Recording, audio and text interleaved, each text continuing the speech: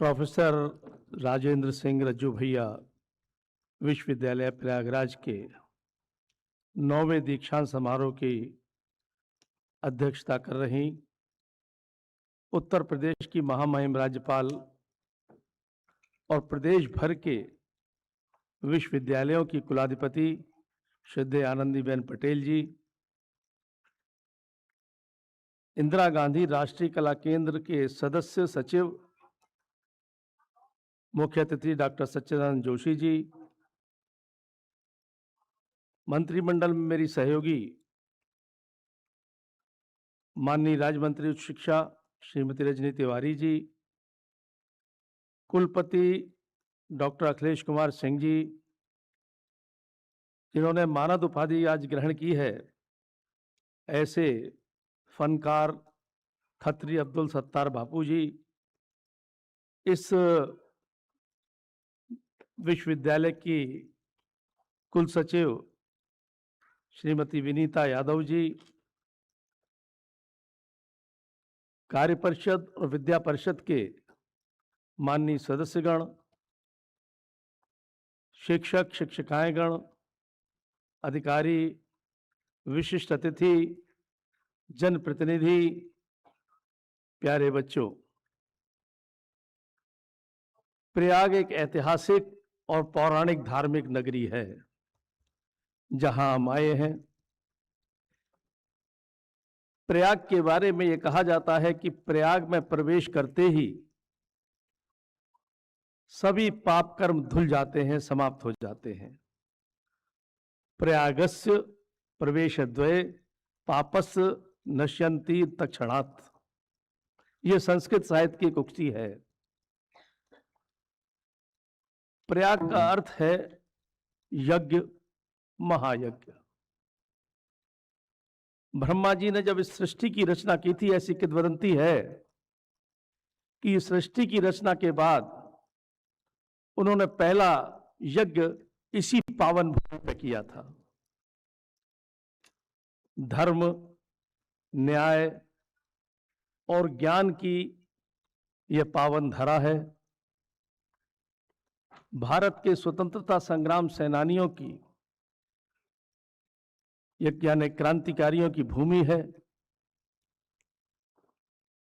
नेहरू और शास्त्री जी से सहित कई प्रधानमंत्रियों के साथ इस नगरी से संबंध रहा है। ऐसी प्रेरणादायक ये नगरी है। मां गंगा, मां यमुना, माता सरस्वती जैसी पावन नदियों का यहां संगम है। महाकुंभ जैसा यहां पे आयोजन होता है। अभी कुछ वर्ष पहले ही, पिछले वर्ष ही 65 करोड़ धार्मिक श्रद्धालुओं का समागम, एक विलक्षण घटना विश्व की, जिसे पूरी दुनिया ने देखा। ऐसी अद्भुत भूमि है ये प्रयाग। और इस भूमि पर प्रोफेसर राजेंद्र सिंह रज्जू भैया के नाम से यह विश्वविद्यालय, उनका नाम और उनका काम विलक्षण है। अपने बाल्यकाल से मेधावी छात्र रहे, फिर इलाहाबाद विश्वविद्यालय, जो कि पूर्व क्षेत्र का ऑक्सफोर्ड कहलाता है, उससे उन्होंने विद्या अध्ययन किया, टॉपर रहे, वहीं पर विभागाध्यक्ष बने। और इतना ही नहीं, उनके जीवन में ये तो उपलब्धि हर एक की हो सकती है। दौलत और शोहरत उनके पास थी, लेकिन उनके लिए राष्ट्र सर्वोपरि था।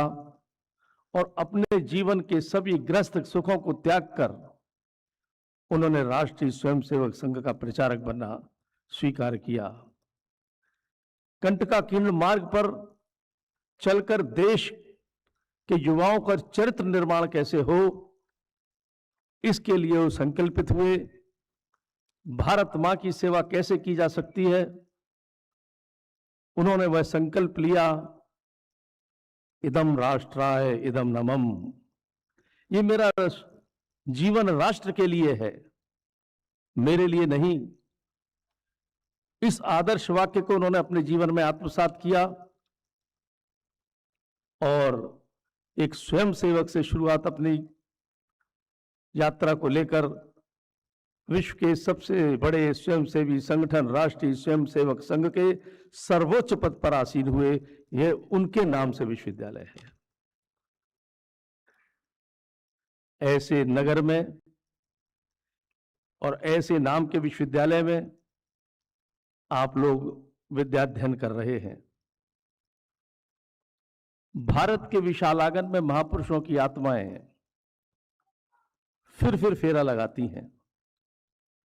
कौन अंजलि में जल भर कर उनका तर्पण करता है। उनके नाम से विश्वविद्यालय उनके लिए आज की पीढ़ी का तर्पण है, उनके व्यक्तित्व को कुछ अर्पण है, उनके कृतित्व का स्मरण है। और ऐसे विश्वविद्यालय में आपने शिक्षा ग्रहण की, आप इसके लिए बधाई के पात्र हैं। जिन लोगों ने आज उपाधियां ग्रहण की हैं, उन सबको मैं हृदय की गहराइयों से बधाई देता हूं। और जिन्होंने विशिष्ट स्थान प्राप्त किया है यानी मेडल्स लिए हैं, उनको ढेर सारी बधाइयां। बच्चों, ये उपलब्धि जो आपने हासिल की है, ये ठीक है कि आपने श्रम किया है, अध्ययन किया है, लेकिन यह हमको नहीं भूलना चाहिए कि आपकी इन उपलब्धियों के पीछे आपके माता पिता का त्याग, बलिदान और संघर्ष है। उन्होंने न जाने अपनी कितनी खुशियों का त्याग किया होगा, न जाने कितनी अपनी इच्छाओं का बलिदान किया होगा, न जाने जीवन का कितना संघर्ष करके आपको ये विद्याध्ययन के लिए प्रेरित किया होगा, कराया होगा। उनके ऋण से हम कभी उऋण नहीं हो सकते। ऐसे ही गुरु जिनके श्रम से, मार्गदर्शन से आपने ये मुकाम हासिल किया है, उनको भी अपने जीवन भर स्मरण रखना चाहिए। ये हमारी संस्कृति है। मातृदेवो भव, पितृदेवो भव, गुरुर्देवो भव, ये सब देवतुल्य हैं। और ये जो आपने विद्याध्ययन जिस शिक्षण संस्था में किया है, ये गुरुकुल है। ये इतना बड़ा संस्थान, इसमें जुटे हुए संसाधन, इसमें लगी हुई पूरी जनशक्ति, ये देश के समाज और राष्ट्र दोनों का सहयोग है, तब आपको मिला है। मात्र आपकी फीस से इतना बड़ा संस्थान नहीं चल सकता, न बन सकता, न ऐसे संसाधन जुट सकते। वो पूरे समाज का और राष्ट्र का इसमें सहयोग, यानी आपके व्यक्तित्व को व्यक्ति निर्माण के लिए राष्ट्र का सहयोग जुड़ा हुआ है। ये आपको ध्यान रखना चाहिए। जब आप ये ध्यान रखेंगे तो आपको ये भी ध्यान रहना चाहिए कि यदि राष्ट्र ने आपके व्यक्तित्व का निर्माण किया है, तो आपका व्यक्ति, अंदर जो व्यक्ति है, वो राष्ट्र निर्माण के लिए क्या कर सकता है, यह सोचना होगा आपको। देश हमें देता है सब कुछ, हम भी तो कुछ देना सीखें। इस भावना को हमको अपने अंदर पैदा करना होगा। राष्ट्र ने हमारा निर्माण किया, हम राष्ट्र के लिए क्या करें जो राष्ट्र निर्माण हो। इसके लिए दो उदाहरण मैं आपको देना चाहूंगा। हमारी महामहिम जिनका मार्गदर्शन हमको मिलता रहता है, 84 साल की उम्र में भी कैसा राष्ट्र निर्माण किया है। राष्ट्रभक्ति का प्रतीक है उनकी। जिस पद को संभाला उसके अंदर सब विश्वविद्यालय आते हैं। इनके आगमन से पहले, इनके पद संभालने से पहले उत्तर प्रदेश की शिक्षा की क्या दुर्दशा थी, इसको कहने में कोई हिचक नहीं है। क्या था?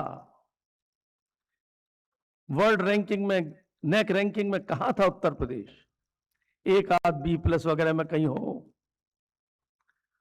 लेकिन 8-8, 10-10 घंटे के बैठक, मीटिंग्स लेकर ट्रेंड करना, मार्गदर्शन करना, दिशा निर्देशन देना, और उसके सुपरिणाम आज वो सामने आए हैं कि उत्तर प्रदेश देश के सर्वाधिक ग्रेडिंग विश्वविद्यालयों में से एक बन चुका है। यह राष्ट्र के प्रति समर्पण, राष्ट्र का निर्माण, अपने व्यक्तित्व से, अपने कृतित्व से राष्ट्र का निर्माण। A++ आज हमारे उत्तर प्रदेश में 8 विश्वविद्यालय हो चुके हैं। A+ 6 विश्वविद्यालय नेक रैंकिंग में, A में 2, B तो अब गिनते ही नहीं हम लोग। QS वर्ल्ड रैंकिंग सुने नहीं थी उत्तर प्रदेश में कभी विश्वविद्यालयों ने। आज QS वर्ल्ड रैंकिंग में उत्तर प्रदेश के 2 विश्वविद्यालय, QS एशिया रैंकिंग में 6 विश्वविद्यालय, UGC ग्रेड 1 2 विश्वविद्यालय उत्तर प्रदेश के। इससे पहले एक भी नहीं था। पहले उत्तर प्रदेश के कोई भी विश्वविद्यालय भारत के पहले 500 में स्थान नहीं था। आज 100 में 3 विश्वविद्यालयों का स्थान है जो प्रथम 100 में। यह दिया है इन्होंने, तो हमें प्रेरणा लेनी चाहिए कि हम अपने व्यक्तित्व से राष्ट्र के प्रति क्या कर सकते हैं। यह है हमारे। अब दूसरे चरण में डिग्री कॉलेज, सरकारी और एडेड कॉलेज में कैसे ग्रेड प्राप्त हो, इसके लिए मेहनत की है इन्होंने। पूरे उत्तर प्रदेश के डिग्री कॉलेज, एडेड कॉलेज को बुलाकर उनको मार्गदर्शित किया है, चयनित किया है कि इनको आगे बढ़ाना है, और जब वो उनको ग्रेड मिलेगा तो निश्चित रूप से उत्तर प्रदेश की शिक्षा पूरे विश्व में एक स्थान बनाएगी। भाषण नहीं, आचरण, इसका उदाहरण महामहिम और मोदी जी। भाषण नहीं, आचरण इसका उदाहरण है। मोदी जी ने जब से इस देश को संभाला, मुझे कहते हुए कोई हिचक नहीं, सब जानते हैं क्या दशा थी। यानी कश्मीर में तिरंगा फहराने के लिए हमको आंदोलन करना पड़ता था, संघर्ष करना पड़ता था कि लाल चौक पे भारत की भूमि पर भारत का तिरंगा कैसे फहरा लें। और आज मंगल और चंद्रमा पर तिरंगा फहरा रहा है, हमारा सीना 56 इंची का हो जाता है। समुद्र तल से लेकर अंतरिक्ष तक यदि भारत का परचम फहराया है तो मोदी जी के प्रयासों से, उनके संकल्प से फहराया है। अब उन्होंने विकसित भारत 2047 की कल्पना दी है, एक विजन दिया है, देश के सामने रखा है। 21 साल है मित्रों अभी 2047 में। जब उन्होंने सत्ता संभाली थी देश की, तब देश की अर्थव्यवस्था 11वें 12वें नंबर पर थी, आज 4थे नंबर पर आ चुकी है। हमने उस देश को पीछे छोड़ दिया जिसने कभी हम पे हुकूमत की थी। ब्रिटेन पीछे है हमसे, और सैन्य और अर्थव्यवस्था दोनों को मिला दें तो अब आज हिंदुस्तान 3रे नंबर पर है पूरे विश्व में। यह उनका परिश्रम, श्रम, विजन और पैशन का परिणाम है।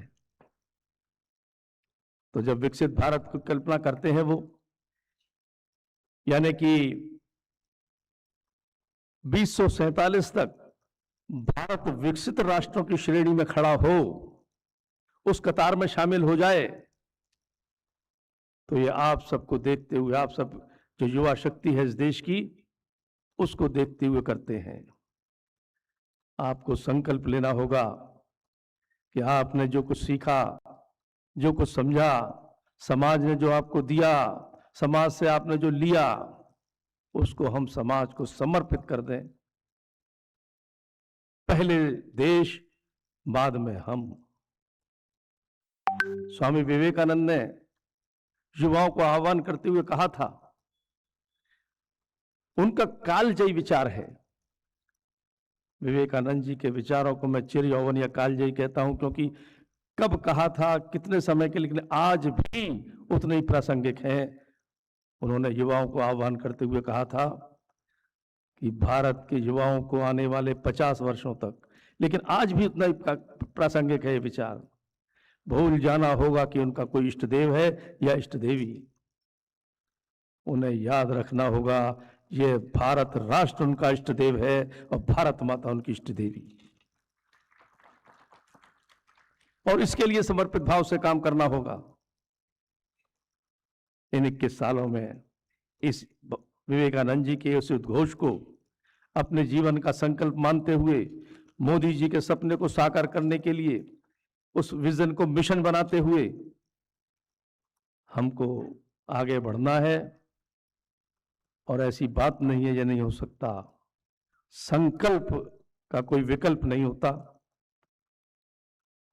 कौन कहता है आसमां में सुराख नहीं हो सकता? कौन कहता है आसमां में सुराख नहीं हो सकता? एक पत्थर तो तबीयत से उछालो यारो, एक पत्थर तो तबीयत से उछालो यारो।